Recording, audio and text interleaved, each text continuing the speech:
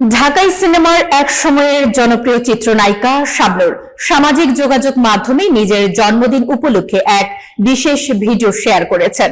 ভিডিওর ক্যাপশনে তিনি লিখেছেন, আজ আমার জন্মদিন, দিনটি আমার কাছে সত্যিই ভীষণ স্পেশাল।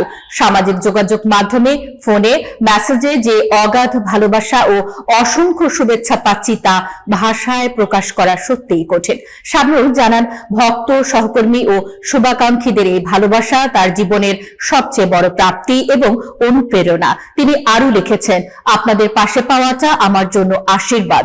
হৃদয়ের গভীর থেকে সবাইকে অসংখ্য ধন্যবাদ ও ভালোবাসা। সব সময় পাশে থাকবেন, দোয়ায় রাখবেন। শাবনূরের চলচ্চিত্রে অভিষেক হয় 1993 সালে চাঁদনি রাতে চলচ্চিত্র দিয়ে।